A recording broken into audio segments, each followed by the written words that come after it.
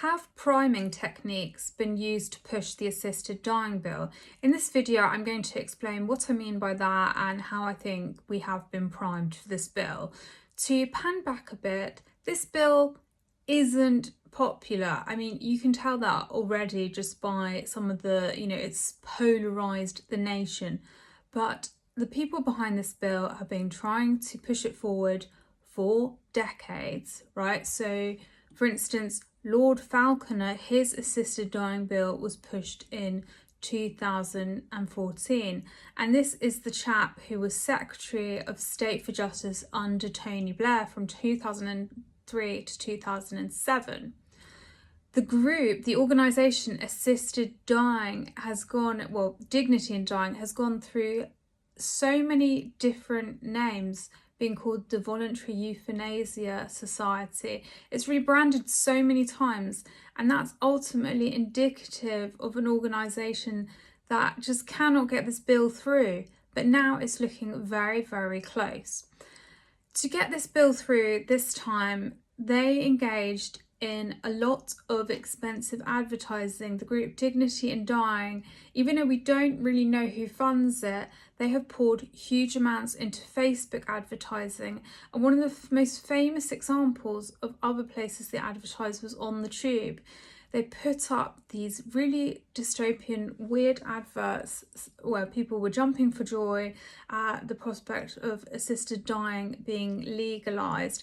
And these adverts were strategically placed around London, but the most strategic placement they were put in was Westminster, because that is where, if you're well funded and you want a bill to go through, that's where you put your adverts, because politicians come out of that tube.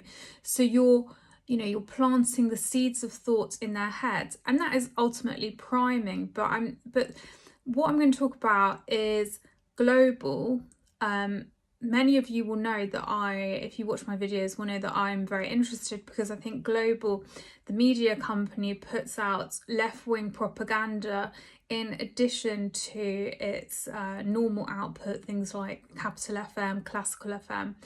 And Global is the sole provider of advertising on the tube, so it has huge power there. And it was responsible for those adverts, as in it had the contract with Dignity in Dying that put up those adverts. What if the advertising contract went even further? Well, I do think there's a sign that could have happened. I think what's been happening with Global on its show LBC is presenters have been raising the issue of assisted dying long before the bill really got going.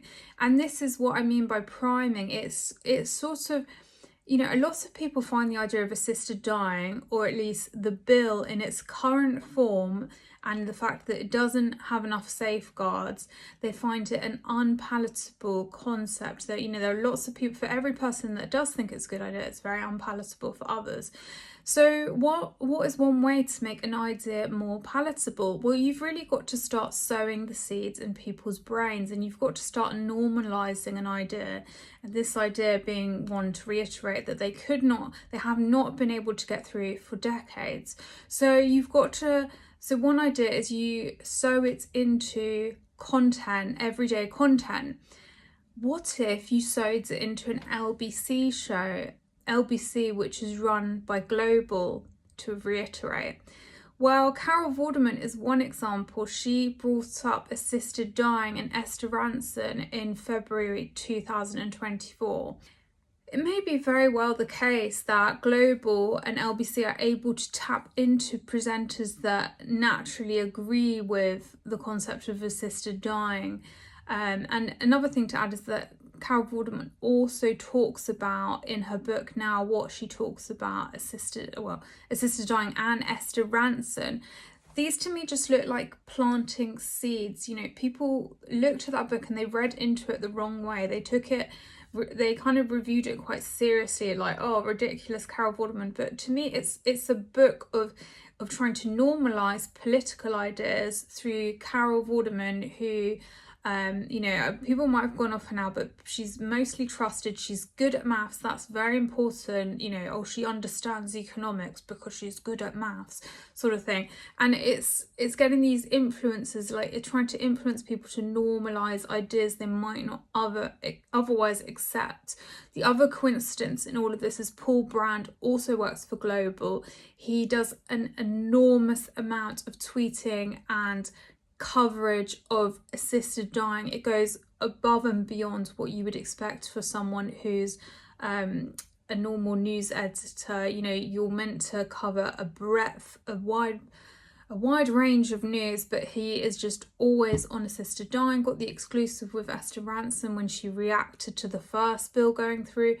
He was at Carol Vorderman's book launch, and you know, people forget that his second employer, his first is ITV, but his second is Global. I do believe that there is a global-led effort to normalise and prime people for assisted dying. And in a way it's working because it is changing people's perceptions. They are kind of being manipulated, basically. But anyway, I just wanted to say that because I don't like these techniques. There's nothing illegal to them, but we are being played in a way, and this bill, people do naturally feel wary about it. So yeah, anyway, those are my thoughts.